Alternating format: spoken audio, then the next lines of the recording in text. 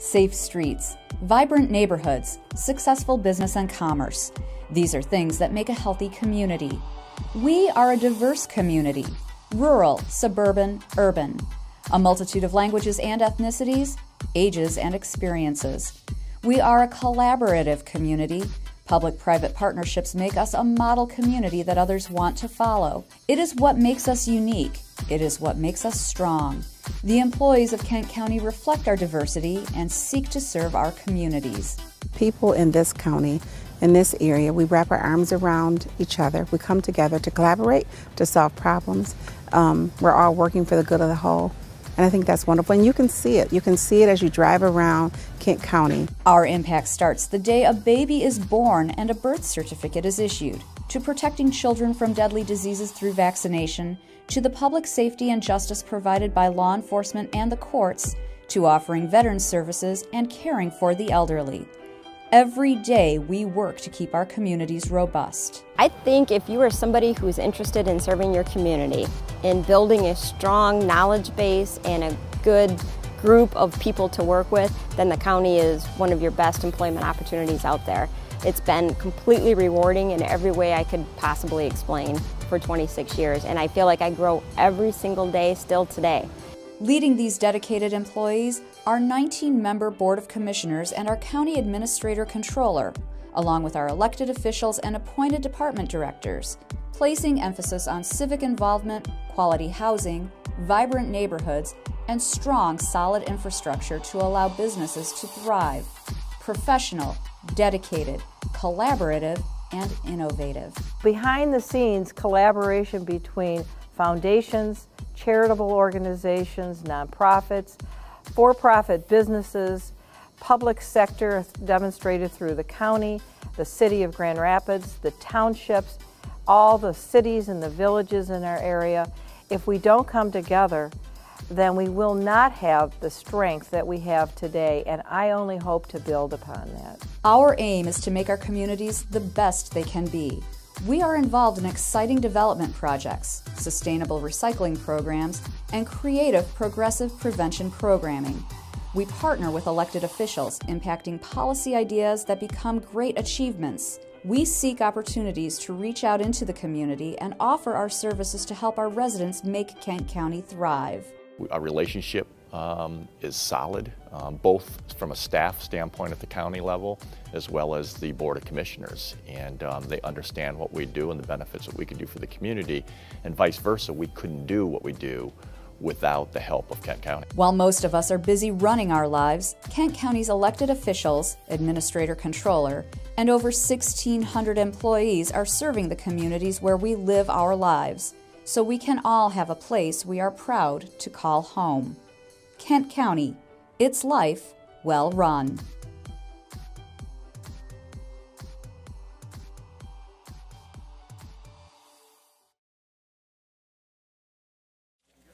All right, I'll call to order the meeting of the Legislative and Human Resource Committee. Good morning, all. Good morning. We'll start with public comment.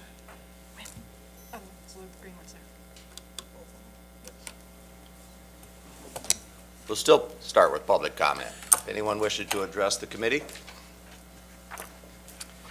If not, we'll move on to item number 2, which is approval of the minutes for February 26, 2019. Is there a motion? Motion, so moved. Moved and supported. Discussion. All those in favor say aye. Aye. Aye. Opposed? They are approved. Our next item of business is a report from Dar Boss, Department of Public Works, on performance measurements. Good morning, Dar. Thank you, Mr. Chair, and thank you, committee, for giving me a few minutes here to share what happened in 2018 with Public Works. As you know, our presentation will cover how we align with board priorities, our key performance metrics, a few significant budget issues, several significant accomplishments. We'll look at a key collaboration and then take a look ahead at 2019 and beyond. Our mission statement that was adopted by the Board of Public Works several years ago drives at fostering collaborative and innovation solutions that deliver value to our stakeholders.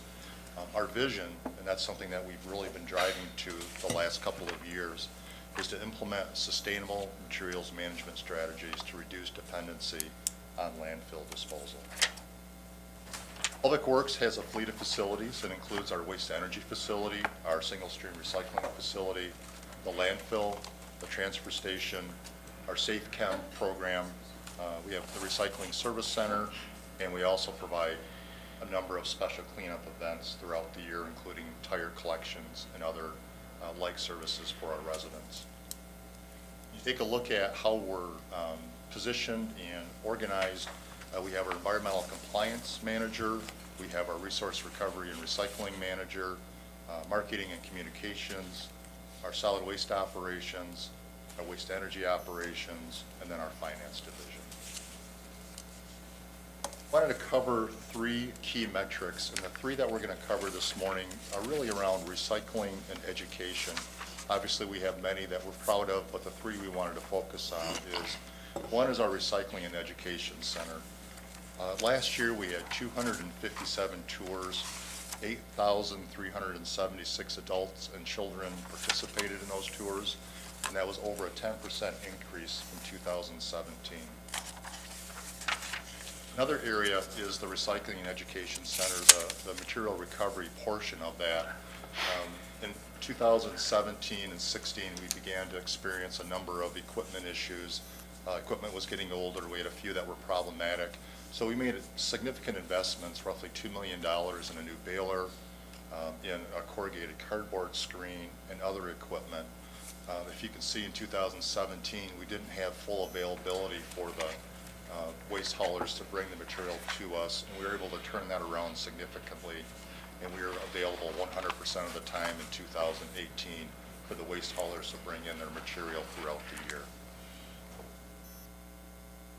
Safe Homes program is something we're also very proud of. Safe Homes covers things like our Safe Sharps program, and that's offered in partnership with the health department, where residents that have syringes and other items like that can pick up a container and ensure that they're dropping those things off at the health department and keeping those out of the waste stream where accidental pokes and other injuries could occur if it was brought to one of our facilities or while it's being transported and handled by a waste hauler. Another part of our Safe Homes program is Safe Chem. Safe Chem has been available in Kent County, I believe, for 25 years now. It is a program that allows residents to bring to us at no charge a number of hazardous materials, although they're things that you would typically get from a Home Depot or a local hardware store. Many of those things include car care products, motor oil, old gasoline, pesticides, corrosives like an acid or another cleaner, and we bring in significant volumes of material every year to ensure that they're not indiscriminately dumped, dumped in the sewer, dumped on the ground, or placed in the trash where it can become problematic later. You can see here that we've consistently been growing the program by about 10% each year, and we'll continue to push that program because it is very useful and very helpful to our area residents. Two significant budget issues that I'd like to talk through this morning.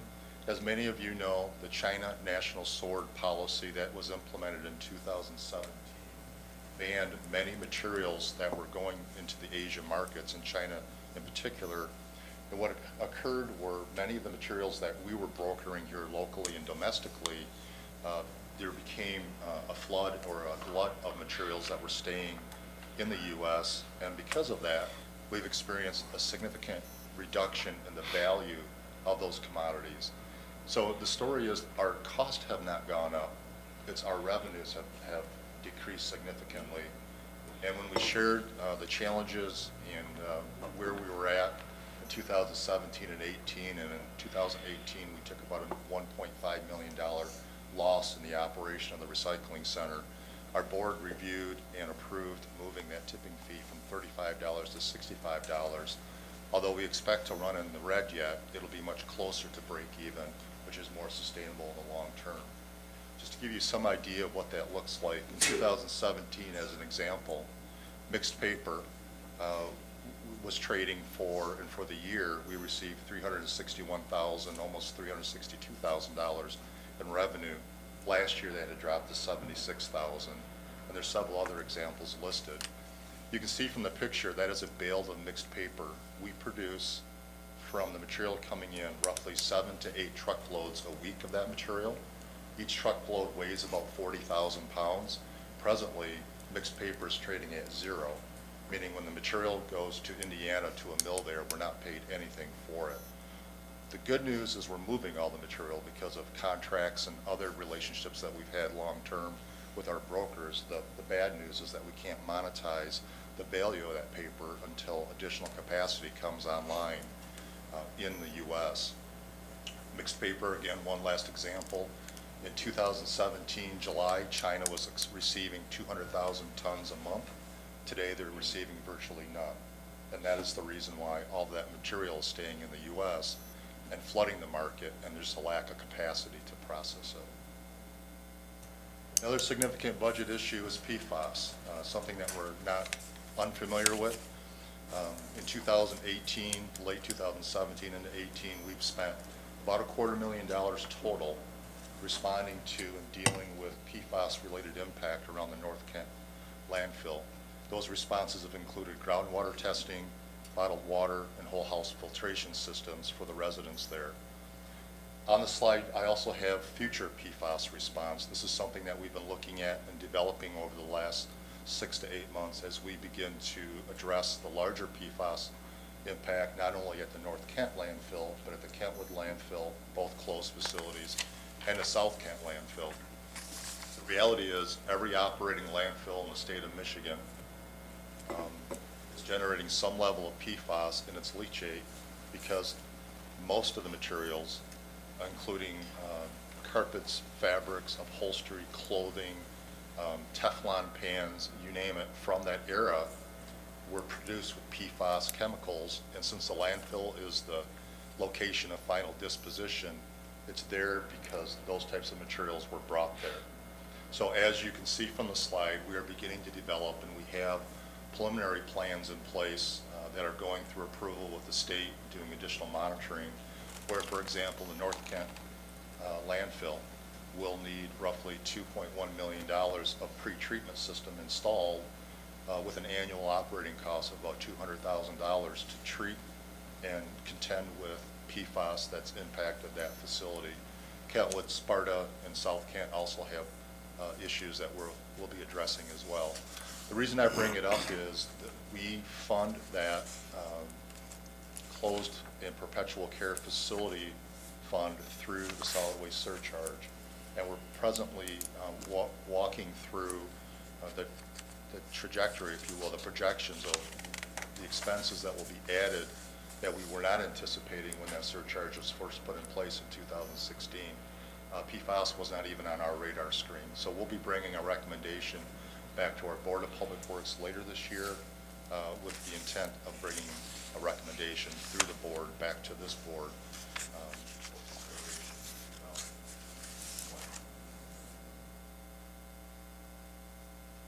I'd like to talk about 2 significant accomplishments. One is the Sustainable Business Park Master Plan.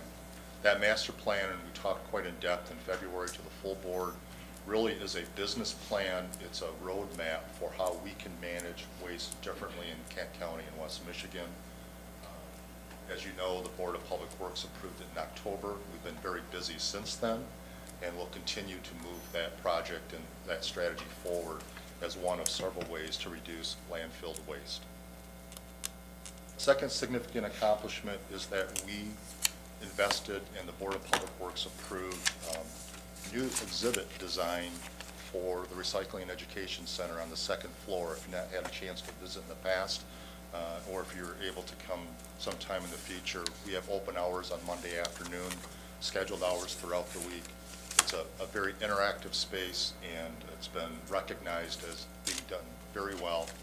We were fortunate to have a stakeholder group that included disability advocacy and many others that helped us understand how to handle and assure that we're addressing bilingual needs and other needs so that as students and adults interact with this, they have an opportunity to learn and share no matter their background.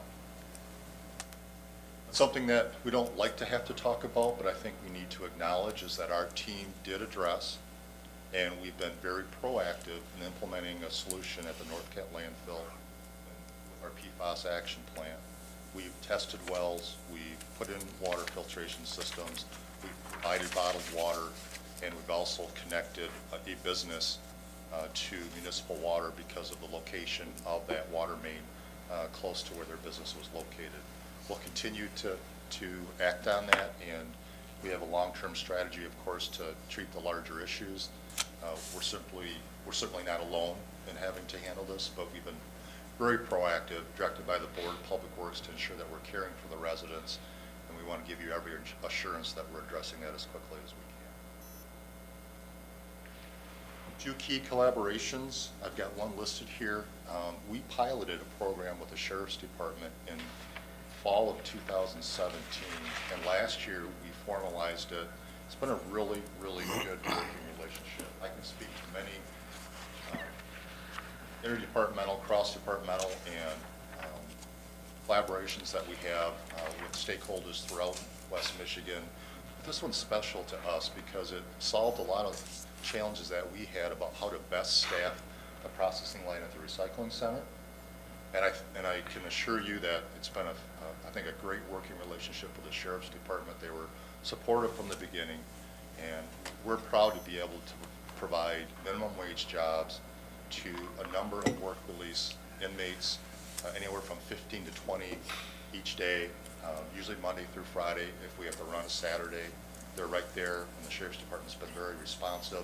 Basically, this is how it works. The Sheriff provides a correction officer who provides that level of oversight to the work release inmates that are at our facility.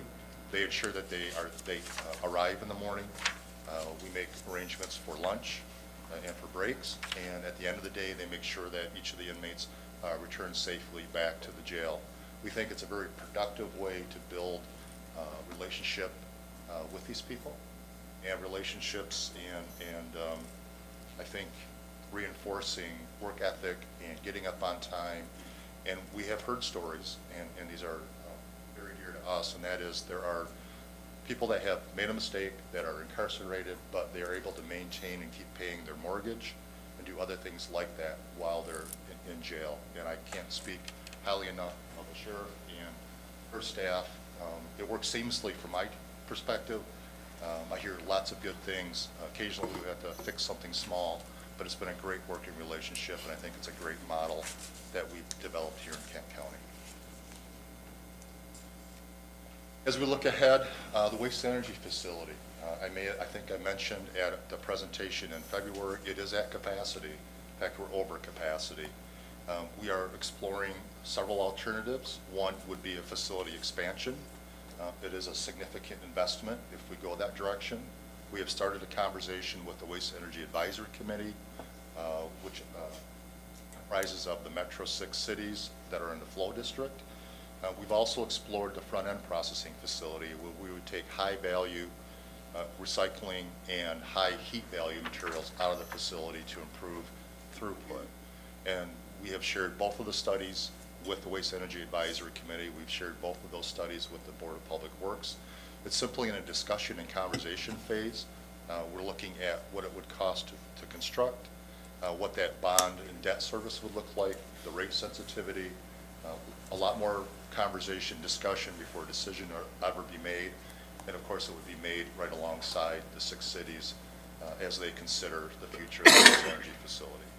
The third item is source separation. Simply that speaks to, can we improve recycling throughout Kent County, business and residential, so that the material is separated at the curb, if you will, and never comes to our facility to begin with.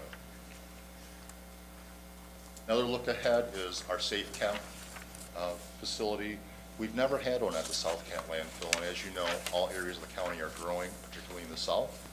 So to better serve Byron, Gaines, and the other townships in that area, in June we'll be installing a new facility that will receive those, and we'll have open hours each week to allow residents to come in and drop off their cleaners, their old gasoline, their aerosol cans, or propane tanks, whatever it is that they might have, so that it can be safely disposed of. And then finally, as we look ahead, we have entered into an agreement with and have a strategic partnership with the Right Place.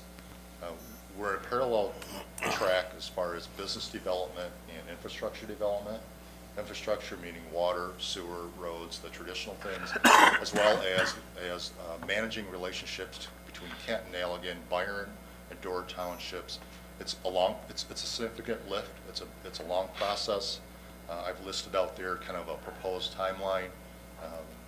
We'll continue to move forward under the Board of Public Works guidance, and we just appreciate that you're aware of it, and we're happy to answer any questions. So with that, thank you, and I'm happy to answer any questions that you may have. Good. Thank you, Dar. Any questions? Commissioner Melton. Thank you, Chair. Thanks, Dar. This is an area that's very near and dear to my heart. Probably too much information, but my mother started recycling before anyone did, so our neighbors, wasn't unusual for me to come home from school and there would be bottles and plastic things all over our front walkway because they thought that she was kind of silly, and obviously she was not silly, she was just way ahead of her time.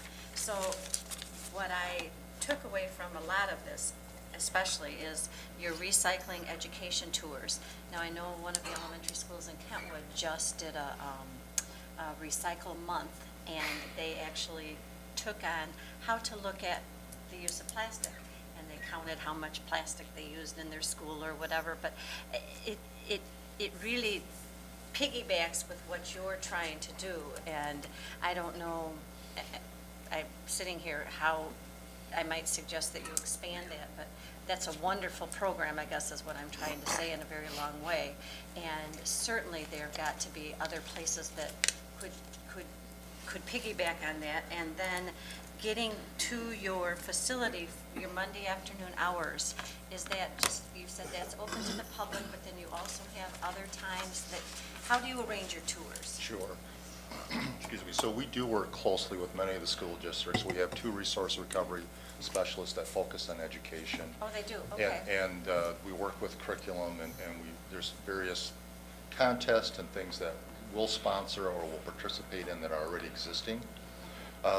The Monday afternoon, yes, is open to the public. We publish it on Facebook. We have it on our website, and of course in hard copy. And residents or children, or like spring break, we'll have people stop in with their children because they're looking for something to do, and so there's crafts and things that happen.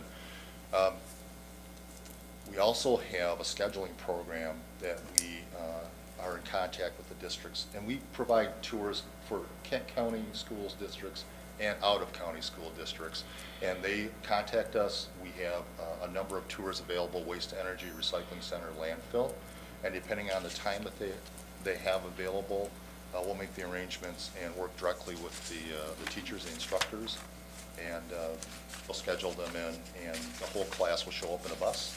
Okay. And they'll walk through, we present information to them, they have the interactive space, and then we take them out on the mezzanine where it's safe, but they actually get to see very closely the equipment and how it operates and what we're doing there. So we can only continue to expand it. Education's key.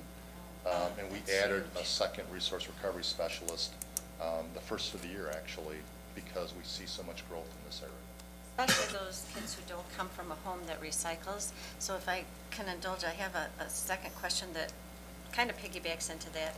How might you suggest, and maybe you're already working on this and I didn't see it, in our cities, Grand Rapids, Kentwood, I can't speak for the others, I only know those pretty well, getting where there's a waste basket, there's also a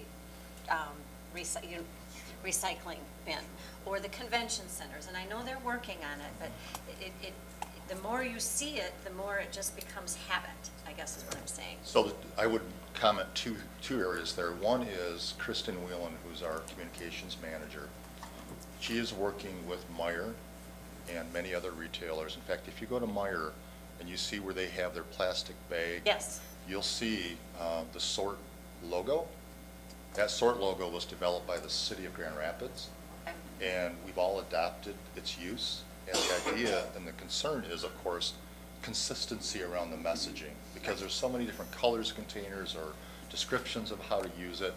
And another example would be, we were contacted probably 2 months ago by the airport, and they're trying to develop, because our goal is whether you're, and we participate in our prize through with WEMEAC and directly with our prize, because the idea is whether you're stepping off a plane at the airport, or you're at home, or you're downtown, wherever it is, it ought to look about the same. And so that's one of the goals, is consistency.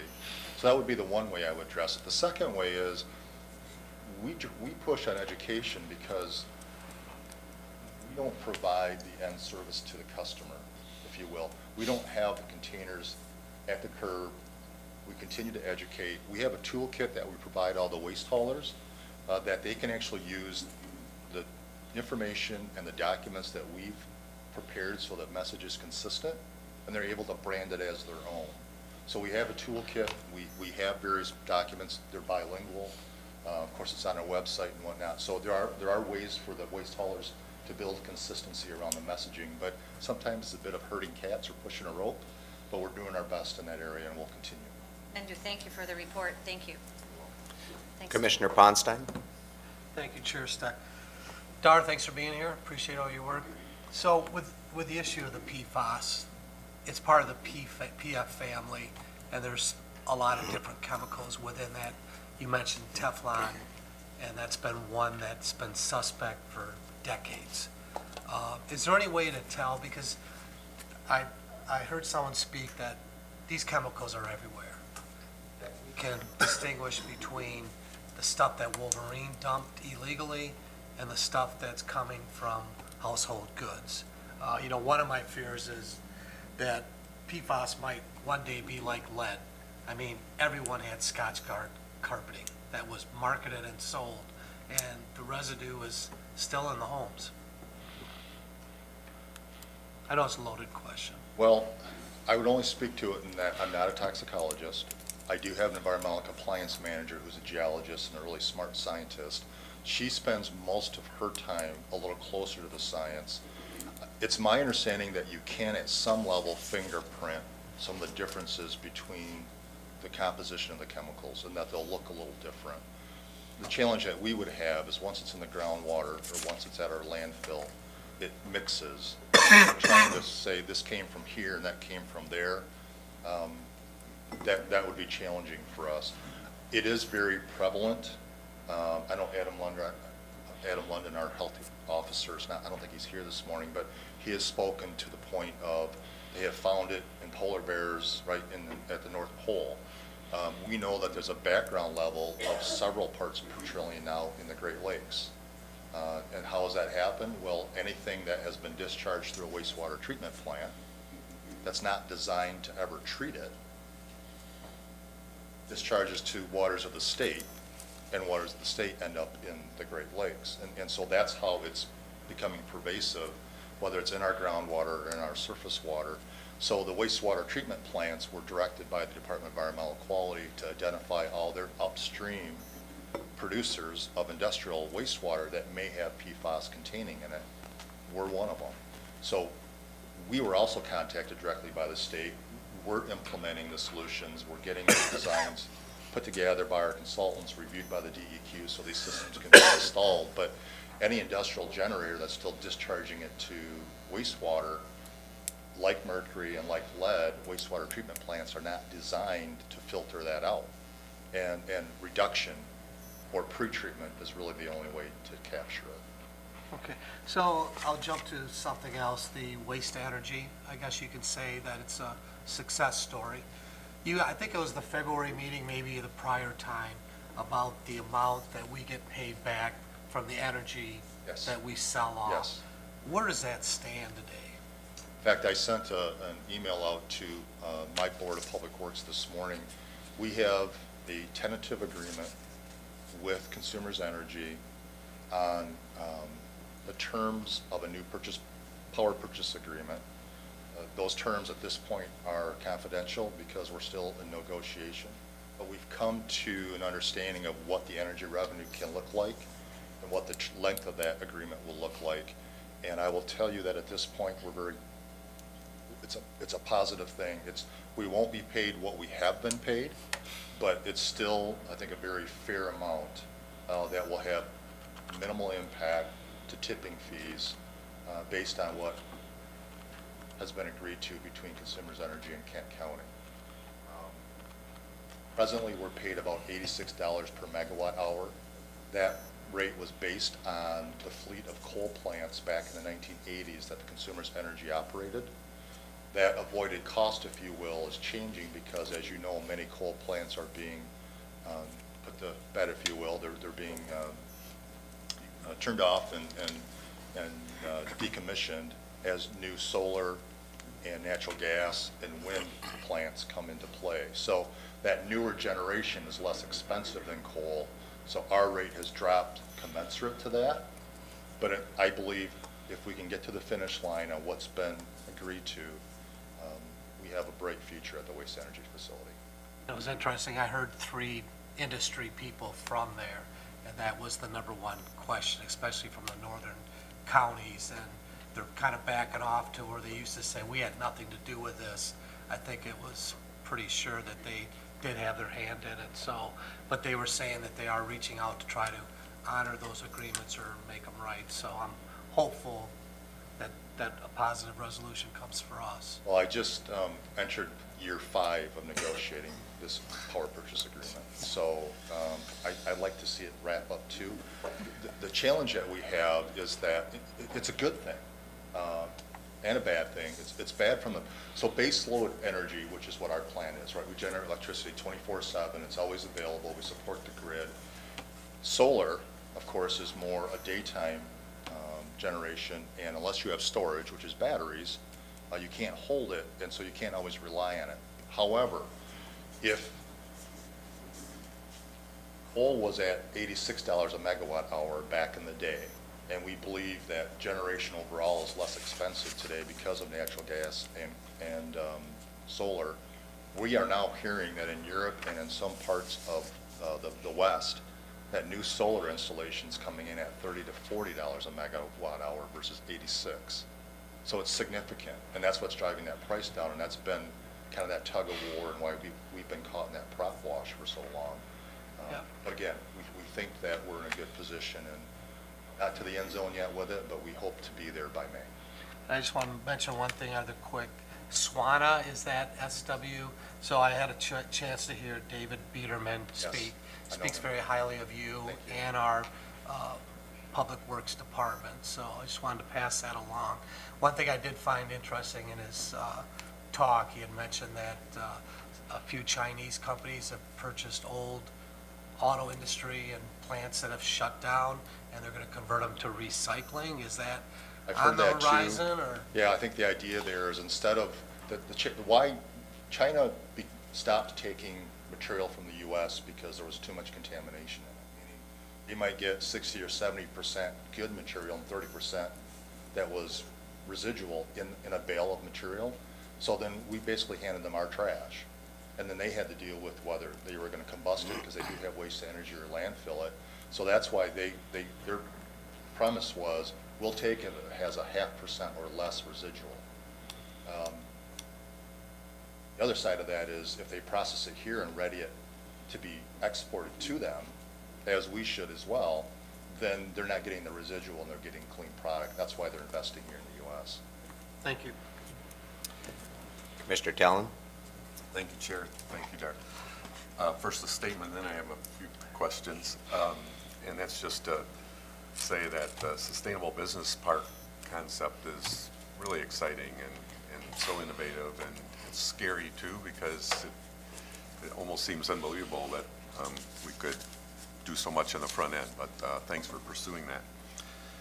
So for decades probably, I've always understood that one of the things we were trying to do was to make recycling really inexpensive so that people were kind of incentivized to recycle rather than put stuff in trash. You said the recycling tipping fee, recycling center tipping fee is $65 a ton. How does that compare now to the WTE and the landfill? It's a great question. That's been the challenge as we try to drive recycling for the first time ever this year, the tipping fee at the recycling center is higher than anything else that we offer in our fleet of services. For example, the waste energy is 50, landfill roughly 40, recycling is 65. And so we're looking at and exploring how do you levelize that? How do you incentivize the recycling? Because and that's always been the challenge, and we're exploring that with a work group, and we'll be reporting back to the Board of Public Works, is we want to drive recycling. If you use the Michigan percentage that was developed a few years ago, their estimate is 15% recycling statewide. I believe we're a little higher in Kent County, but we're trying to actually get a hold of what that number is. Again, because we're not servicing the resident directly, and there's so many waste haulers that are, we're trying to figure out how do you benchmark and get that information to flow to somewhere where we can look at it. But I believe that it's not out of the question, and it's easily attainable in a few years that we could drive recycling to 75% if we do a couple things like a blended rate, meaning if you subscribe to trash, you automatically get recycling, or some other mechanisms that take us thinking about public policy, about education, and trying to drive that. And right now we're talking to the waste haulers to come up with some ideas. But as we talk about too much material landfill, too much material going to waste to energy, we could substantially reduce that if most residents recycled, and if we could get more businesses to do the same. The example is 21,000 tons of cardboard go to the waste energy facility every year. And there's many reasons for that, but we can do much better, and we should. Next question, you talked in regard to the China slide. You specifically said there's a lack of capacity to process paper in the U.S. And I'm wondering if there's also a lack of demand, or is there demand in the U.S.? We just don't have the capacity. Is there demand for recycled paper products that we don't have the capacity to process for? Is that the situation? There is the demand for the material, but what was happening is most of it was like all the West Coast, like California was, and we visited California a year ago to look at some of their facilities. And we had one of our board members go with. They were sending all of their mixed paper to Asia. So there was no infrastructure even to move it to a plant nearby because none existed. We send our mixed paper, I had mentioned 7 to 8 truckloads a week, to the Pratt mill in Indiana. They're presently looking and will be building a second mill in Ohio, which will help take care of some of the Midwest material, but it takes time to build those plants. So we believe the demand is there. It's just a matter of we don't have domestic capacity to process it. Third question. Again, this is my thinking. My traditional thinking was challenged here when you started talking about PFAS getting out of the landfill. My understanding always has been that we put a clay cap over the legacy landfills to keep the water from coming in and driving the leachate and the bad stuff down into the groundwater. And we've done all that, and on top of that, we put a clay liner in the South Kent landfill, and still we're getting this stuff leaking out. Why is that?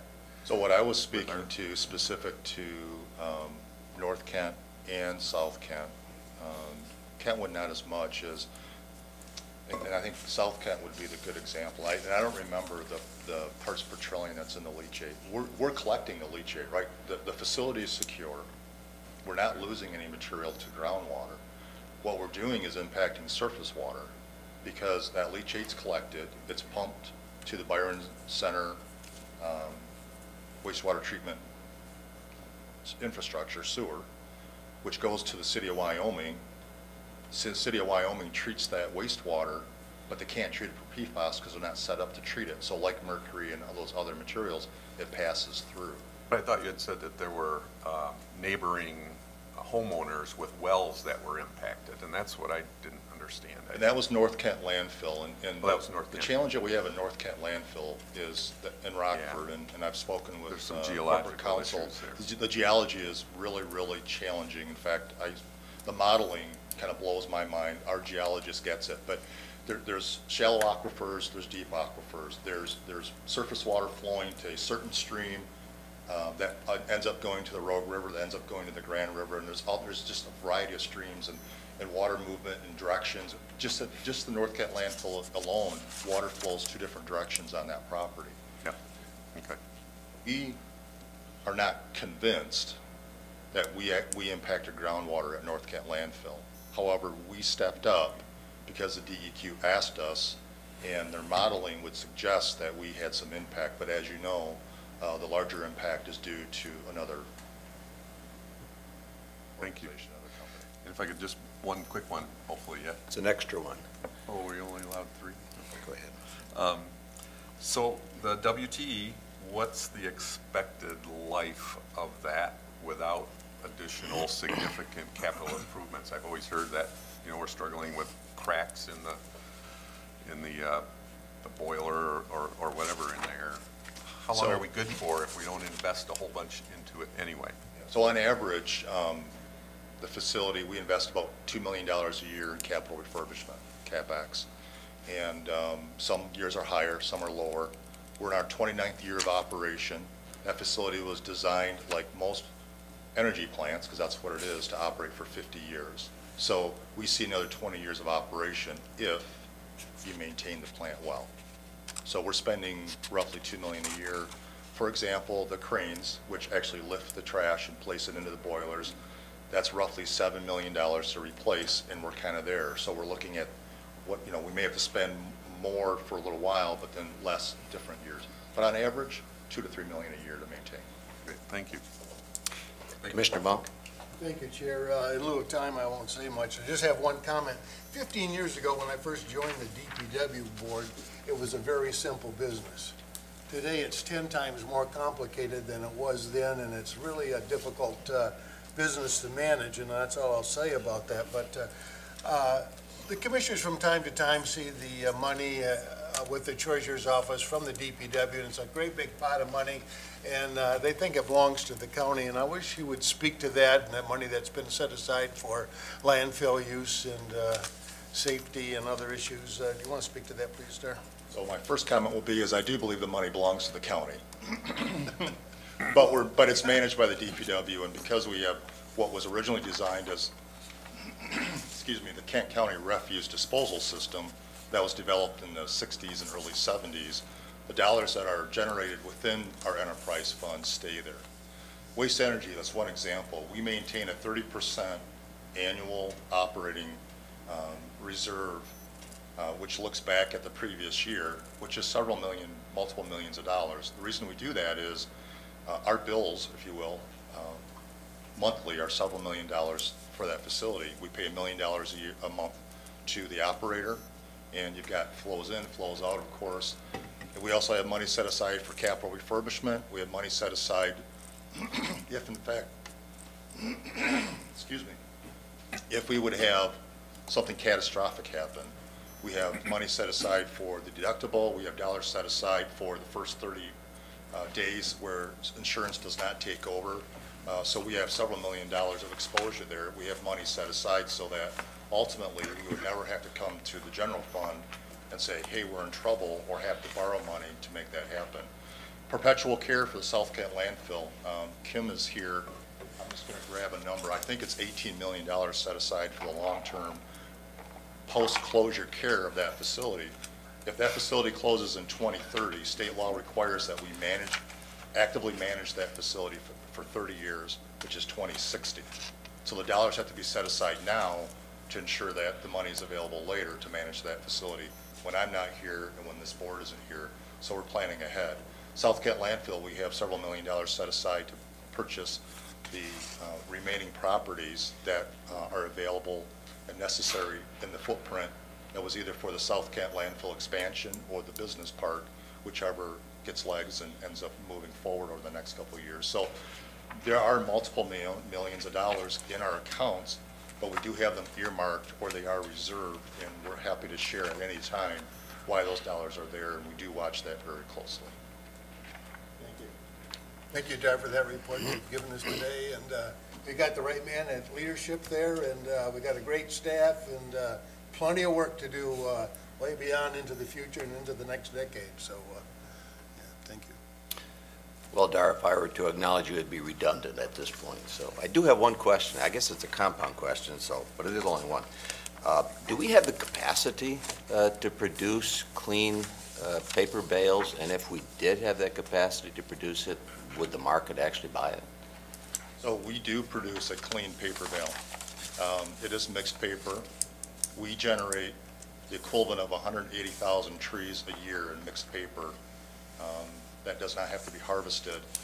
It's not that we aren't producing a clean material because the mill loves our material. It's just that there's so much of it glutted in the market that they don't have to pay to get it. So we have a contract which is helpful because we have, otherwise like the Midwest market, Chicago would push us out because they produce even more than we do.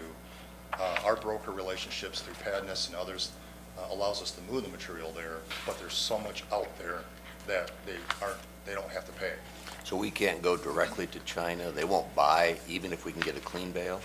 The cost of moving it to Asia, given the fact that there are markets here, when you think about moving it off the West Coast, would be much less expensive. We'd be much better off using our domestic markets. And when I say domestic, we move material to the U.S. and Canada. Our plastics number 3 through 7s, for example, go to a company called Entropex, and they then do the next level of sorting in Canada and processing. So we're confident, based on our relationships with brokers, including Padness and our own team, that we're moving the material to the right location for the best value that we can get. But it's for zero return. Right now, mixed paper is at 0 return. Could it go below 0? It can. It can go to like -5, -10. Fortunately, we haven't hit that, but we could be paying to move it.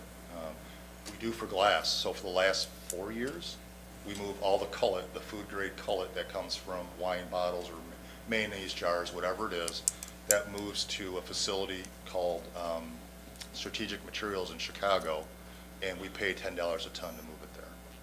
So it's a net negative to us all the time. It's a challenging business. But money, what's the saying? We lose money on everyone, but we make it up in volume. That's kind of how we feel right now. So we appreciate that. Thank you, Dar. All right, the next item, Becky Beckler is here from Public Affairs Associates for a brief legislative update. Beginning this week, the legislature is on a 2-week spring break, or how they like to refer to it as an in-district work period. But there will be no votes taken in the legislature for the next 2 weeks. When they return, they have several significant issues that they want to complete before they leave for the summer, should they actually take a summer break. The first and foremost would be the state budget for 2019 and 2020. The governor has proposed several challenges for Republicans. The House and the Senate have not put any hard lines as far as when they plan to move budgets. However, we believe that the Senate will begin moving their subcommittee budgets out the second and third week of April, so the House will probably follow suit around that time as well. I don't believe that the Senate plans to include in their version the 45-cent tax increase. The Senate Majority Leader has made several statements to this issue. First, he would like to separate the gas tax from the budget discussion, something that the governor has no interest in doing. And the second item that he wants to bring forward is that in 2015, the Republicans passed a road package that dedicated $1.2 billion towards roads, and he would like to have that included into the equation as they seek to identify the $2.5 billion. I also don't think the Senate plans to include the pension repeal that the governor has suggested, as well as the corporate tax increase. So those are 3 significant components from the governor's budget that I don't believe that the Senate will include, and I highly doubt that the House Republicans will do that either. We do know that the House Republicans plan to introduce, when they return, 2 to 3 different versions of a gas proposal or gas tax or road funding. They're not identifying whether they're going to include new funds or how they're going to do it, but they are going to have a press conference and identify their version of road funding for Michigan, so we can look forward to yet another version. The governor's been pretty clear that if there's another alternative out there to raise $2.5 billion, she is interested. She is not wedded to her plan. She has just put forward a plan. So there is some wiggle room as far as conversations with the House and the Senate. Other pieces of the budget don't seem to be as problematic. There are increases for revenue sharing for counties that do not seem to be a problem with the legislature, increases for university and community colleges, increases in the school aid fund and special education. So it really comes down to those significant challenging components of the budget that the legislature will need to deal with. I highly doubt that the legislature will complete their budget by the end of June, which they have done for the past 8 years. I think given the dynamics of having a split party situation, I think we're going to be here well beyond the June 30th deadline. So I just wanted to point that out there, that there could be some summer session days for us. There are some other issues that the legislature is working on. Clearly, raise the age is something that we're watching very closely. The Senate has taken the first attempt at taking hearings. They've had several hearings, and Senator Lucido plans to continue those hearings when they return the second week of April. Both chairs of the judiciary, Representative Filler and Senator Lucido, are very sensitive to the fact that there are cost implications for local units of government. That's why they're moving carefully, wanting to make sure that they address those needs as they're presented to them. So I know that the Michigan Association of Counties is working very closely with both committee chairs, and we're also having conversations with them so that they understand the funding applications with this proposal. We'll continue to monitoring that. The legislature has also returned with an online gaming package, introduced both the House and the Senate. This is a package of bills that Governor Snyder vetoed in the last days of session. The stakeholders have come with a similar proposal. Governor Whitmer at this moment is opposed to this package. The House has moved a little bit more quickly. It moved out of House Regulatory Reform and is now in the House Ways and Means Committee. She's concerned on the funding mechanism. Right now, there's an 8% tax for online gaming and fantasy sports gaming. She believes that needs to be moved up to 10% to bring in more revenue. There's a concern that this will simply shift gamers from the lottery, where the state gets sales tax, and move them over to another venue. So we'll continue to monitor that, because I think it could have some funding implications on the state budget. Auto no fault also continues to be a priority for both the House and the Senate and the governor. The Senate is going to take the lead as far as trying to move legislation. I would assume that late April or early May. There isn't actually a document or a product out there. The bill that was introduced in the Senate was simply a shell bill. There's legislation to be put into that when they come up with some agreement. But Senator Nesbitt's very clear that he'd like to get a product to the governor before late June or early July when they plan to leave. The same issues still are being discussed. The fraud authority, attendant care, whether there'll be some type of a fee schedule.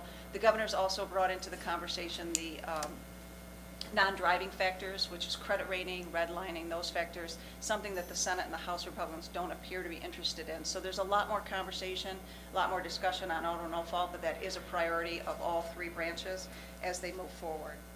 There's an issue that has been percolating in the legislature since the governor disclosed her budget, and that deals with the Health and Human Services. Since 2006, Michigan has been under a federal court order when it comes to child protective services. And part of that child protective services is the order in which Michigan must maintain an accurate data system. And right now we have what's called MySACWIS that has come under intense criticism, if you will, recently. An independent authority has actually recommended that the state government scrap this system and come up with a new system. It is not reporting accurate data. It's very difficult to input correct data and get anything out. And part of that court order is having a viable system that they have determined that we do not have. The problem is the state has spent over $230 million on this system.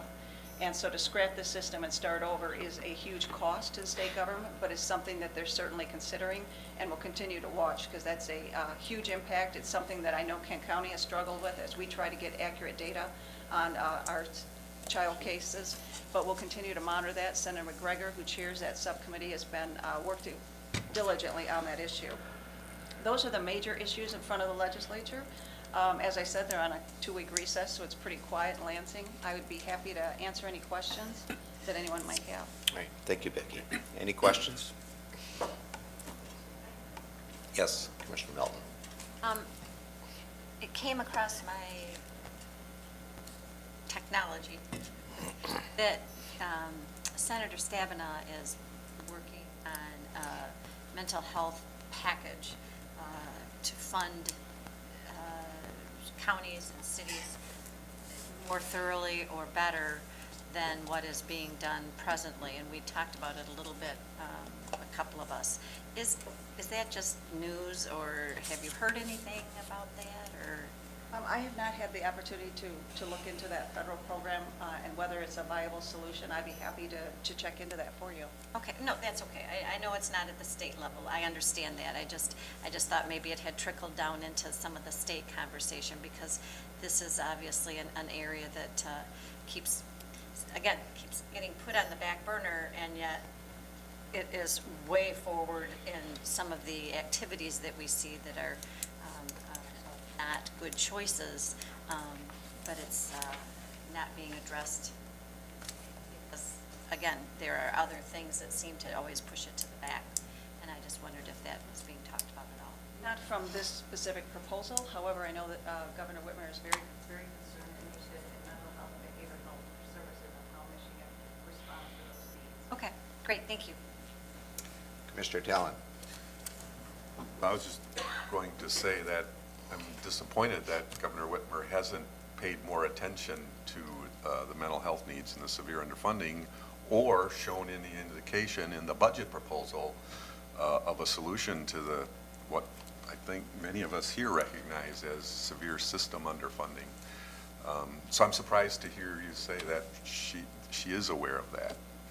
She's aware of it, but I think a lot of people share your concern that it was not discussed in her State of the State. And the budget doesn't really reflect any significant increases as far as financial help for that. I know she has referenced it, and I know Director Robert Gordon, who's a new director, comes with an emphasis on behavioral mental health services, so it will be a priority for him. We have those pilot projects that have been in the budget for a couple years. I think they're going to start to look at those and whether they can actually start to pilot some programs in different areas of the state to see how they can best effectuate that issue. All right. I do have one question, Becky. I've seen there are a number of bills out there on vaping. What's your assessment? Are those going to get through? What's going to get through? Yes, there's actually been a couple of hearings on vaping and prohibiting kids from getting the vaping services. Yes, I do believe that the legislature wants to address this. It's just how they go about it. But I know there have been at least one and maybe two hearings on it. But let me get more information about what bill they're focusing on moving forward for you. All right, good. Thank you. Thank you for your presentations. Becky, you always do such a nice job. All right, let's move to item number 5. Approval of the 2019 state legislative priorities. There is a document that is in the materials distributed today. Sure. This is a request to the Board of Commissioners to approve the 2019 state legislative priorities. The Legislative and Human Resources Committee Chair Stan Steck and Board Chair Mandy Bolter met with Becky Beckler from Public Affairs Associates and staff from the Administrator's Office to review the 2018 successes and discuss issues to monitor in 2019. They are divided into 2 sections and 2 categories for policy and funding. Following these discussions, a proposed list of legislative priorities was presented at the February 26, 2019 LHR Committee meeting for review and comment. Additionally, a board work session was held on Thursday, March 14, 2019 for all commissioners to discuss the priorities further. And based on the feedback from the March 14 board work session, the list of priorities incorporates changes to the state PFAS, lead, and trial court funding commission. And this morning there was an update to the public health PFAS issue, rewording a couple of points about thanking Senator Brinks for introducing legislation that would address the PFAS issue. The Administrator's Office will continue to monitor these issues and seek the Board's direction on any additional priorities that may arise during the legislative session. In addition to the state priorities, a list of proposed federal issues was presented to the Legislative and Human Resources Committee for review. It is anticipated the committee will discuss and approve these priorities on April 26, 2019. Is there a motion to approve? So moved. It's moved to approve. Is it supported? It's supported. Let me just underscore again that while there is an attachment here with the federal legislative priorities, that is being submitted for information at this point. It is not part of the the current requester for the motion. And also call your attention that there is at the end of the state priorities section an acknowledgement that there are a number of issues that have percolated up through our conversation that will require ongoing consideration. Intent is not to just drop them off the table, but to continue to look at them, and when we're ready to further review that and maybe make an additional amendment to the statement, we'll do so later on. Any other conversation, questions on the motion? Yes, Commissioner I have Talon. a ton. I guess I Only wasn't get three, sure. remember? Oh, you get three. So make them compound. That's how I do that. Well, I actually have some concerns about the way these things are worded and lack of consistency in the wording, and I don't know if this is the appropriate time to do that. I've made suggestions that doesn't feel like have been necessarily followed through on, but perhaps I don't know if we're open to some of those changes to improve the wording, the consistency of the verb tenses and so on through these. But let me just focus then, if I only have three, on the PFAS, which I don't know, maybe it's because it's a new priority. I had a lot of concerns about the wording and would like to suggest something like this. Kent County advocates for adequate state revenue to address PFAS contamination around the state. But I was a little bit confused by the phrase address ongoing PFAS response around the state.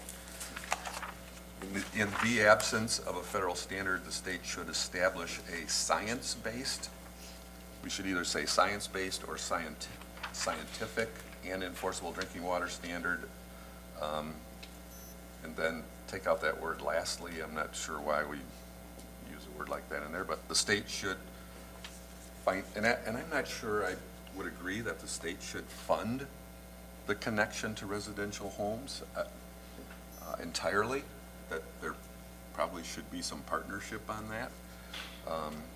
So I'd like to suggest the state should financially support the connection of residential homes to public water systems,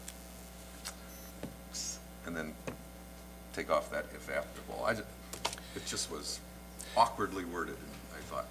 It's very difficult to do detailed drafting in a committee meeting of this nature, and while I believe you have the right to submit a motion to amend it, and if it is supported to go through it in that fashion, it may be more effective we'd like to get this approved and get it to the full board to do that, and then if we need to go back later and tweak it, to do it that way.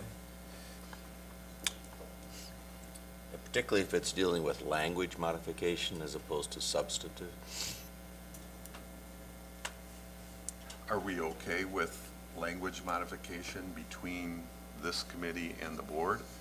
My concern is I want to have a document that reflects well on what we're able to produce here at Kent County and to share with staff and legislators. And I'm not sure I'm comfortable with the way it is right now. So yeah, we're kind of in a rock and a hard place here for me. Well, as I say, I believe that the methodology here, the procedure would be, if you wish to seek to amend it, that's what we're left doing, is trying to amend these, the motion.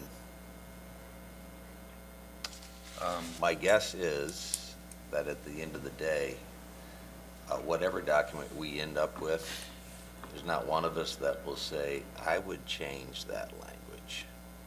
I would say it differently. It's inherent in a committee-approved document that you're going to see that. Now, if you feel strongly about a lot of these, there's some that are, and I don't know why, some are more problematic than others. Maybe it's because they've been through iterations in the past, but I'm not sure I want to take the time to make those motions. Wasn't prepared to submit them in writing because I wasn't sure how the process would go. So in that case, I want to go to the marijuana topic and deal with a substantive issue, less about language. And I would like to, well, I'll save my motion for a minute, but I really have concern about our county weighing in on this issue. My concern is that we've had some discussions about it at the Network 180 board. My experience is that I think there's a pretty significant lack of knowledge by many people about medical marijuana, about adult use of marijuana, and I'm not sure it's something that we want. I don't think we're ready as a county to weigh in on that. So I'd like to move that we strike that recreational marijuana priority from our list of priorities. All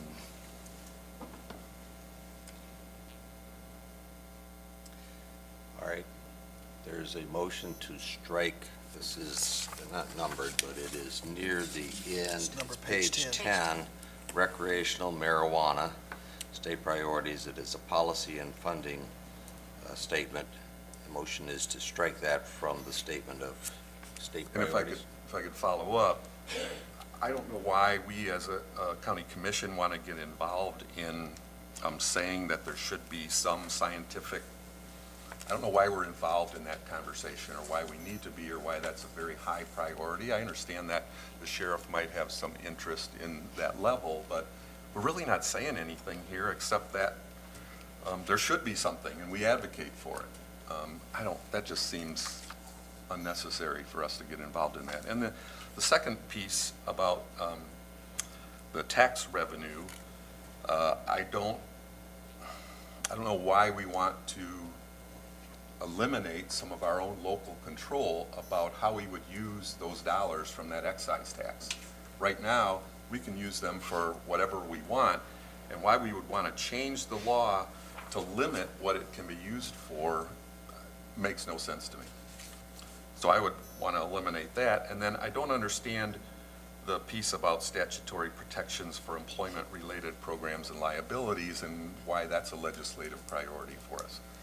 None of these seem to be things that are significant to the citizens of this county or that will make a financial difference to how this commission or this county government functions or operates or has financial implications. So that's why I'd like to just strike this. Okay. Motion is made to amend the motion by way of striking the recreational marijuana statement of priorities. Is there a second? Second. It is seconded. All right, that means it is open for deliberation. You want to comment on why it's in there and the explanation behind that, Wayman? Well, I think it goes back to our sheriff's department, our health department, prosecutor's office, which of course are the arms of the county in relationship to how we manage the new law and how we garner support for implementation of the new law. I think that's the bottom line of what this is saying. On the one hand, make sure that the sheriff is appropriately empowered to deal with the issues that are going to be potentially out there related to the change in the law. In addition to that, making sure that the departments that are going to have to deal with this, whether it be the health department in terms of some of the activities it involves itself with, as well as the county as a whole, or any business in the community related to if in fact they have to deal with policies, procedures, that they don't conflict with what the state had intended related to the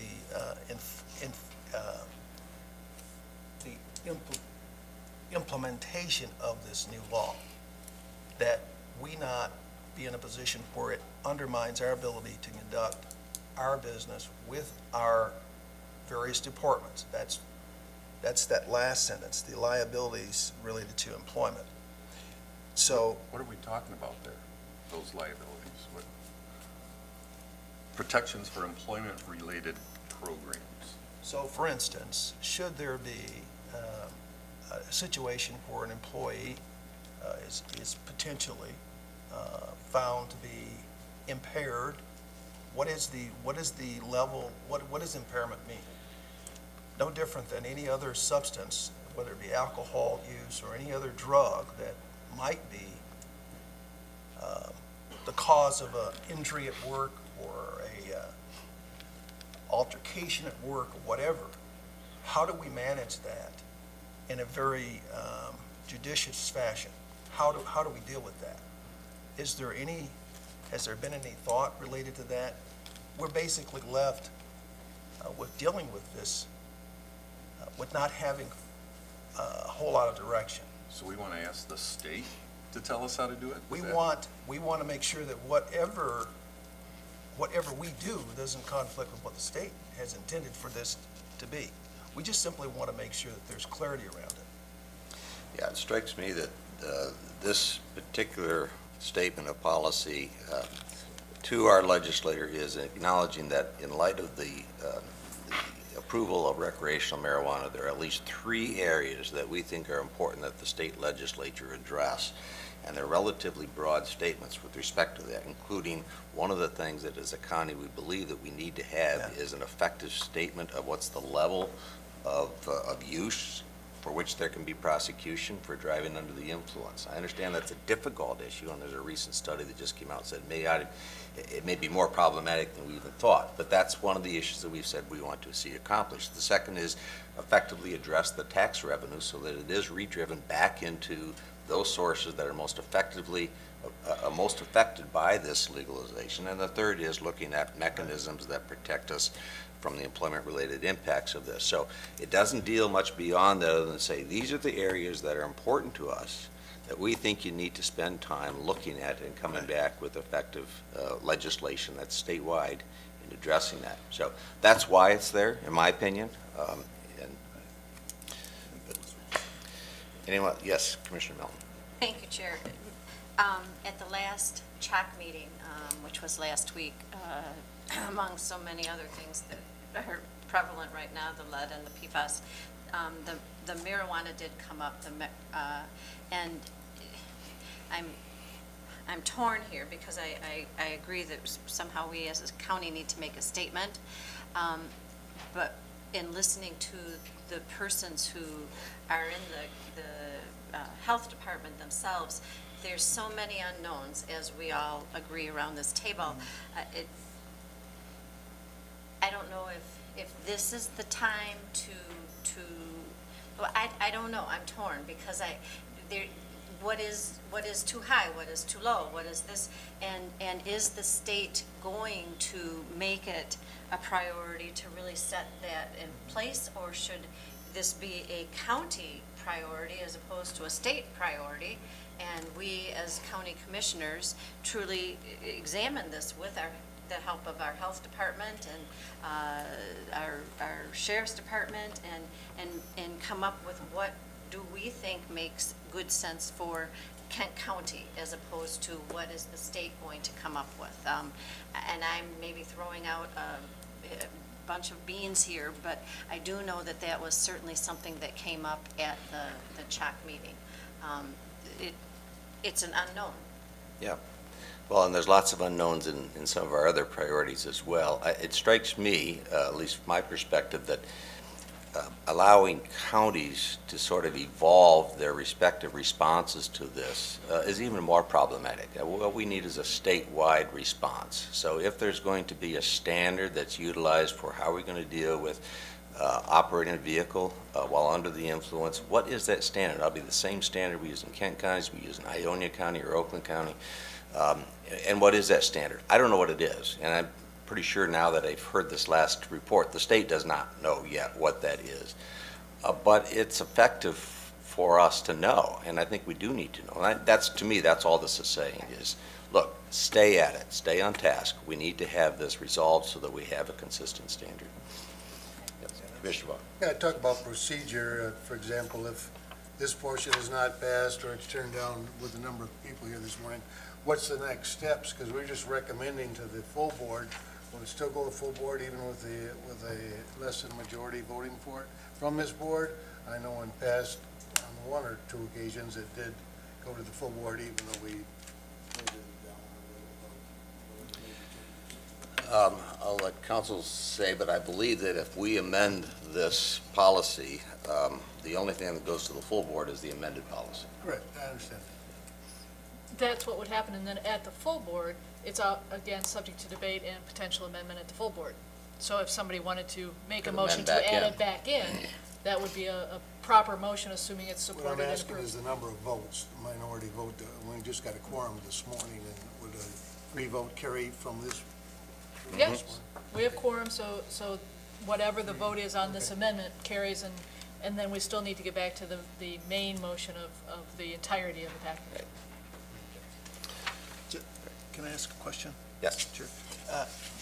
Commissioner Talon, is it that you are completely against the position, or based on the discussion, could there be the notion that we would work with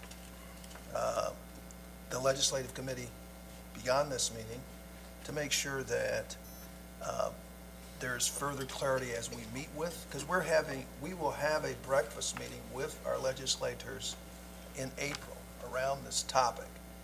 And I'm quite sure between now and then, I understand where Jim is coming from. And I'm just trying to make sure that we don't I don't want to be unintended to what our key departments are saying around this issue. The board represents the county departments, the health department, in particular, this administrator's office, and my responsibility is to deal with the off-fall related to any standard or any policy that comes out of the state. And I don't want to be, I don't know, not in a position to appropriately deal with issues that I expect are going to happen. And that's my issue. Well, if we were to adopt this, then this gives us the basis to have our conversation for all of these priorities with the state legislature when we meet with them. If we pull one of these off, that is then no longer a platform that we are authorized to present to the legislatures. If we do adopt this, and including the marijuana one, all of these, in my opinion, continue to be subject to further refinement. It may be that after we take this statement, there's more information, there may be more studies, as I say, this one on whether or not there's an effective marijuana consumption or level of THC in the blood, whether that's effective or not, I don't know. But those will continue to be modified, and we'll continue to look at them. So my reservation of pulling it off now would be that it takes it off of our agenda, and we're not in a position to make that as a countywide legislative policy position. I would much rather take it on, put it in here, and then if we have to amend it, we have to modify it, we have to tweak it later, as we will with all of them, we do it then. But that's just me. Commissioner Ponstein. Thank you, Chair Steck. So after listening to that, I mean, I would then suggest we don't have legislative priorities. If we can't speak to an issue that's emerging, let's say something with public works that Dar's concerned, that's not on our list, so we're not going to address it. I mean, we should be more nimble. I mean, it's a very fluid what's going on in Lansing.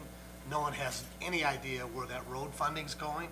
And for us to then say that we can only speak to what's in our legislative priorities, then I would say get rid of them all. Because there's issues that come up day to day that we have to be more nimble to get our lobbyists and our staff behind it quickly. I always thought the legislative priorities were just key issues that we know of, but it wouldn't eliminate or not eliminate something if it's not on that list. Well, I don't think that it does. However, I'm certain that there is a difference between a legislative priority statement that is vetted fully by the committee and then by the board and adopted by the board, and issues that we have concerns about. I think that's given our legislators a little more credit than they deserve, because I don't think they, I'll just speak to the point that he made. The third bullet speaks to that issue that Commissioner Ponstein brings up about the fact that we will identify other priorities throughout the year that will crop up. I think we are operating that way. That's exactly how we have treated these in the past. As you remember, last October, November, when we had issues, especially during the lame duck session, we brought issues forward and did not have to come back to the board to seek approval for those. So we always do what Commissioner Ponstein says, and I think that's what that statement talks about in bullet 3. All right, there is a motion to amend. Any further discussion on that? If not, we'll call that, probably do a roll call on the motion to amend. Commissioner Bonk? No. Commissioner Talon? Yes. Commissioner Ponstein? no. Commissioner Melton?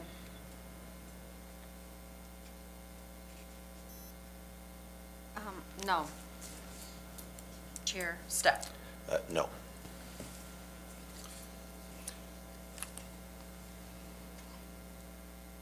Got 4 no votes. Yes, Commissioner. Sure. I'd like to move to amend this one more time, and this amendment would be to strike B in the recreational marijuana. I continue to have a concern about limiting the use of those dollars, those excise tax dollars, and how they will be used locally. I think we should have that flexibility. I think all communities should have that flexibility to use them in the ways that make the most sense for that community. So, and we have that right now under the current legislation, and I would hate to see that change. So I would move that we strike B in the recreational marijuana priority. So motion is to strike just the language in B on page 10. And just to see if I'm clear, that this provides that our position is that the tax revenue derived from the recreational sale would be focused at the local law enforcement, substance use agencies, and health department area. So it would ask that it be driven back to the local entities. And that, you oppose that? Yes. Well, I'm sorry. You oppose a policy that would require or call for the tax revenues derived from the sale of that recreational marijuana to be sent back or redirected back to the local law enforcement? No. What I think this is saying is that they're already being, it's already being sent back. That's what the legislation says. This says it will be directed for certain uses at the county. That's the way I read it. Not that it will be directed. It already is being directed to the county. But this, as I read it, is suggesting that it should be directed for certain purposes. Right now, those purposes are not defined, and it looks to me like we're defining them here. So your concern is that it is narrower than what you believe the current policy is? Yes. And I would like to have that local control for us to determine it rather than the state to determine it for us. Can I just comment? Yes, could you? The local law enforcement does not necessarily mean the county, so that means any local jurisdiction. So it's not, I know what Jim is saying is that there could be other departments, agencies in which those dollars could be used. For instance, with the city of Grand Rapids, there could be a department or two that could benefit from some of these dollars. Yeah.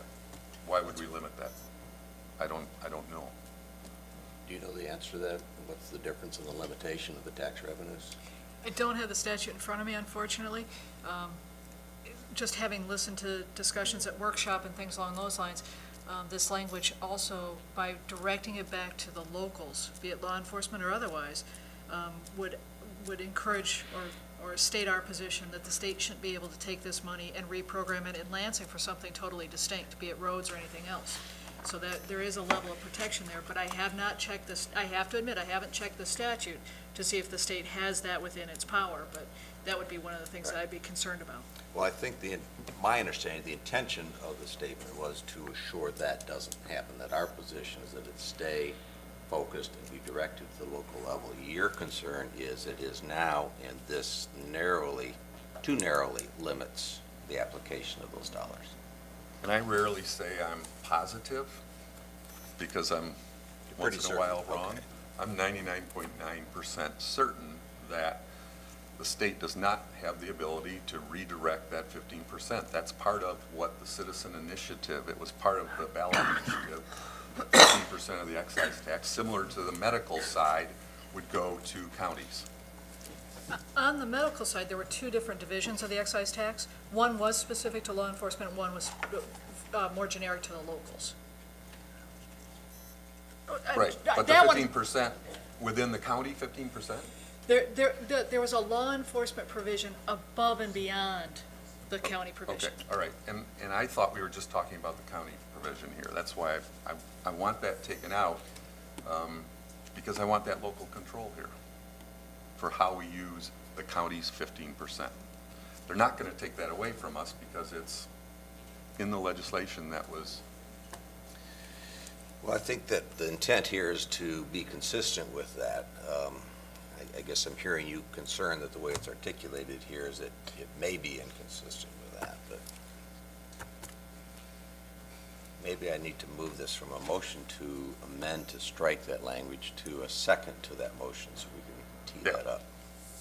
And if there's no support, then I guess we don't talk about it. Is there a second on the motion to strike sub-statement B on page 10? Seconded. It's seconded. You're in. All right. Further comments on the motion? Yes, Mike, go ahead. Yes, Commissioner Melton. Thank you, Chair. I'm trying to take all of this in because obviously we all know, and I'm sure that our sheriff is back here, shaking her head because it is such a moving target because unfortunately we're not prepared for this and there's so many unknowns. Having said that, I will support this amendment to strike it because if there's any chance that the idea of how to distribute our funds at the county level is in any way in jeopardy and taken by the state, I will not support that. It's not the state's decision to decide where Kent County places our funds. So I will support the amendment to strike B. There's just too many unknowns. I mean, we're a group of educated persons here, and we are struggling with the language and what is legal and what do we know at the county level. And I understand that it's because it's something new. I get that. I'm not being critical, but if we are not grasping that to put this out here and open up any opportunity for the state to take a hold or even a little bit of what it is that is supposed to be for Kent County and for us to decide as a invested group of persons, elected group of persons, I don't want to have any part of that. So I will vote for the amendment. Would the maker of the motion agreed to language that provide the tax revenue derived from the legalized recreational marijuana be directed to local control? Is that what you want to maintain? Yeah, but it is. There's no reason to even say that because it already is directed to local control. It's 15% goes to counties. And we want to maintain that. So you're not opposed to saying it, you just think it's redundant. But it's like, why? Because it's a citizen initiative decided that. We have no ability, nor does the state have the ability to change that.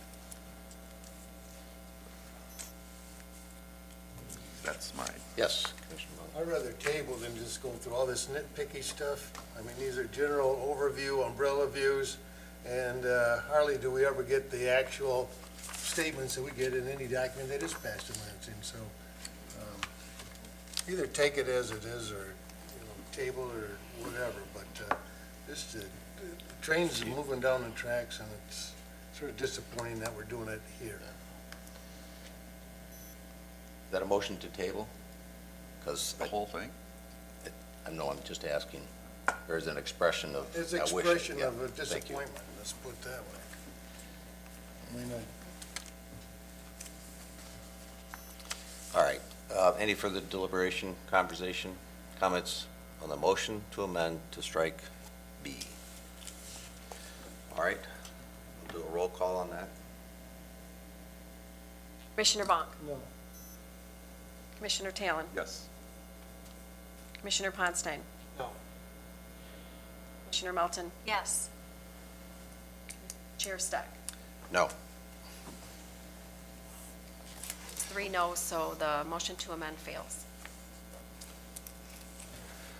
All right.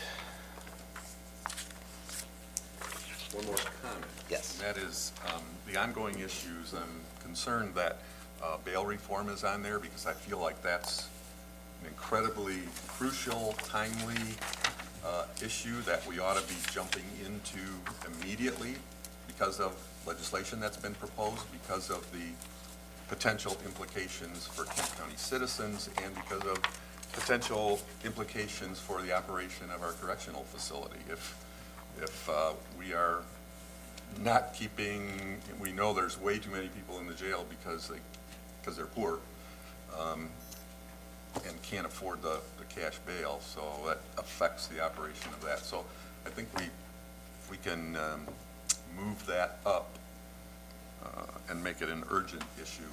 I wish we could have had it in here, but given the what's going on in Lansing right now, I'd like to see that get a lot of attention.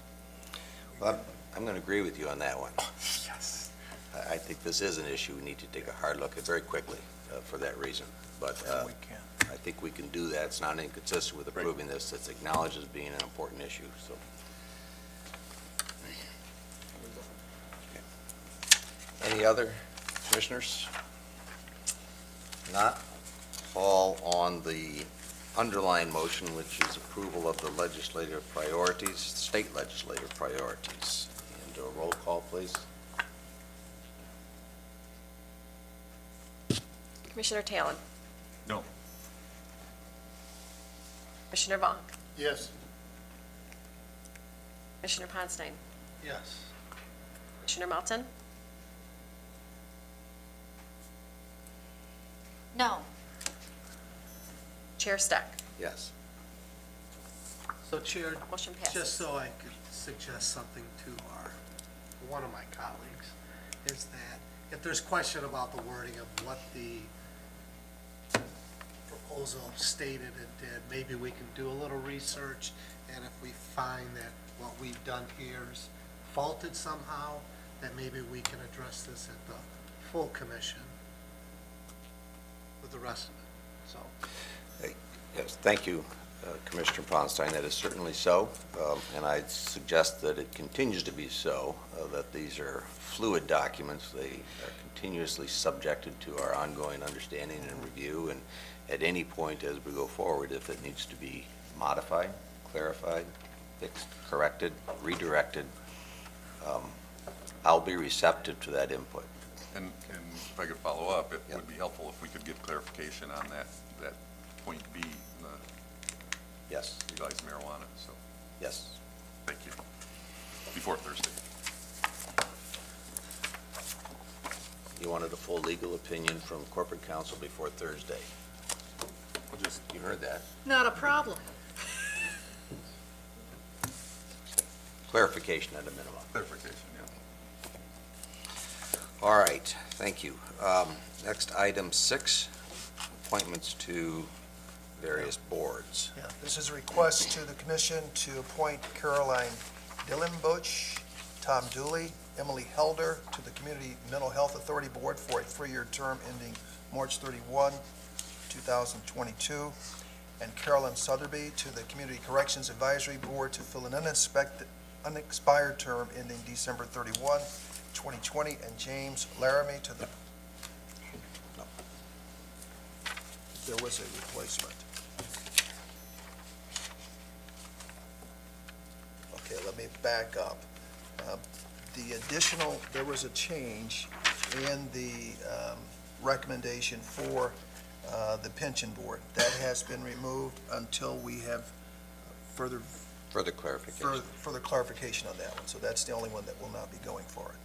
So all of the others will remain, and then I'll complete the summary of the request. Citizen vacancies on the Community Mental Health Authority Board were left unfilled following the annual appointment process, as terms of this board are not effective until April 1. In addition, a midterm vacancy on the Community Corrections Advisory Board recently occurred. A solicitation of applicants to fill these positions took place in January. An interview team consisting of Stan Stack, Stan Ponstein, Betsy Melton was appointed to review applications and to interview qualified candidates for the vacancies. The interview team is recommending the appointments of the candidates noted above. Is there a motion? So moved. Support? Support. Any conversation, discussion? If not, all those in favor say aye. Aye. Opposed? They are approved. Next item, number 7, Kent Community Action. This is a request to add a full-time community resource specialist position. The Kent County Community Action is requesting to add a full-time community resource specialist position to act as a floater, covering for absences and to assume certain administrative duties currently performed by others in the department. Various grants will cover the total annual cost for wages and benefits of $72,000 for this position. If funding is eliminated or decreased, the position will be eliminated unless continuation funding is approved pursuant to our policy on grants, contracts, and donations. Is there a motion? So moved. Moved, supported? Support. Supported. Any comments or questions? I see Susan Cervantes is here from KCAA. If not, all those in favor say aye. Aye. Opposed? Thank you for sitting quietly and patiently, Susan. Motion is approved. Move to item number 8 from the Sheriff's Department. Yeah, this is a request to add one full-time emergency preparedness program specialist position. Emergency management is transitioning from a contracted service to an in-house function of the Sheriff's Office. As part of this change, the Sheriff is requesting to convert the emergency preparedness program specialist position that supports the emergency manager from a subcontractor to a full-time county position. A Homeland Security grant will cover the total annual cost for wages and benefits for this position of $83,000. If funding is eliminated or decreased, the position will be eliminated unless continuation funding is approved pursuant to our policy on grants, contracts, and donations. Is there a motion? So moved. Support. Moved and supported. Any comments? Yes, Commissioner Ponstein. I don't know if it's a comment, but clarification. So years ago, we moved a staff position to a contract position. Now we're going back from a contract back to a county position. Did we find the old way didn't work? I'll have Chuck. Good morning, Chuck DeWitt, Undersheriff at the Sheriff's Office. We think we saw some deficiencies that we're trying to bridge that gap. The position falls more in line with a full-time employee as compared to a subcontracted employee that we see today. Thus, it falls more in line with that situation. And I'll agree 100%. Talked to a lot of people on the east side of the state where contracted positions are given out. A lot of areas of questions arise from those arrangements, so I appreciate that the position's being moved back in, so thank you. Mr. Talon? Thank you, Chair. So Jack was the emergency manager, and can you say who was the emergency preparedness program specialist? How is that being filled? So that's currently filled by Stacy Madden, who is in a subcontract relationship right now, or a contract relationship right now. It is would be our intent to maintain her as our full-time employee once that position's transitioned. Thank you. Any other questions? Not all those in favor of the motion, say aye. Aye. Opposed? The ayes have it. It is approved. Sometimes it's hard to tell when there's only 5 of us here. It's not a very resounding sound. All right, let's move to item number 9. Any miscellaneous from commissioners? Yes, Commissioner Ponstein. Thank you, Chair Steck. Well, with that remark, it is interesting if you talk to other people around the state on, when I told them I had to drive back to fill a quorum, they say, oh, quorums aren't a problem on our boards. At the beginning of the meeting, we have a quorum. By the end of the meeting, there's only 2 or 3, but because it's a voice vote, it's recorded as the motion is passed, and no one ever knows there wasn't a quorum there for that actual vote. So it's interesting the stories you hear of how things operate around the state, and I think I guess we're pretty lucky that we try to follow the rule. Well, it is a busy time of year, and I want to acknowledge my colleagues because it took some effort for some of you to be able to adjust your schedules to allow us to have a quorum to move forward. So thank you all for doing that. Any other miscellaneous? If not, we are. Oh, yes, I'm sorry, Commissioner Mellon. It wouldn't be right if I did. I don't know where you all stand on the schools that are in your district, but I'm pretty crazy about ours. And I just went to the musical that the student population at Kentwood put on, and I really encourage, I mean, not just us commissioners, but anyone who's in a school district to go in. There's so many negative things out there, and you read about teens that aren't doing what they're supposed to, and I know that I was a teen at one point and had teens in my house. It just, you cannot possibly leave a setting like that where they're putting on a musical with music, and they don't know anything about it. They don't know anything about the time frame. They don't like the music. They don't like the songs.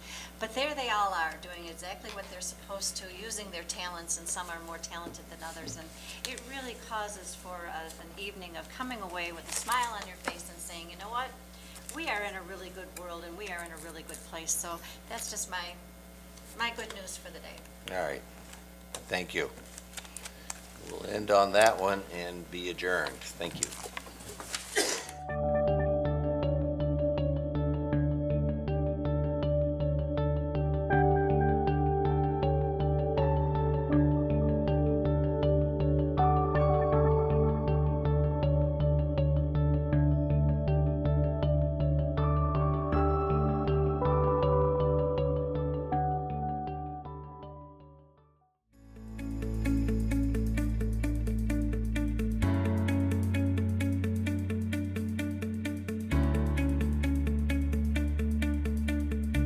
I am Kent County.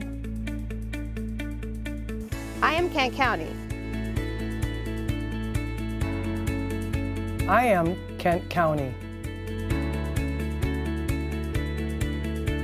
We are Kent County. We are Kent County. We are Kent County. We are Kent County. We are Kent County.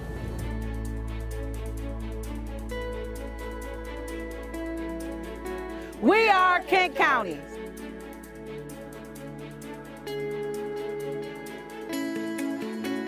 We are Kent County.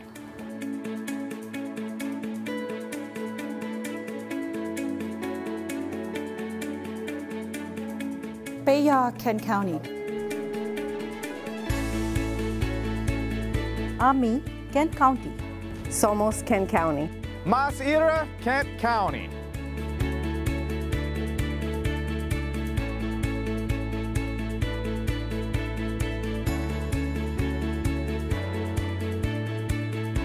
We are Kent County. We are Kent County.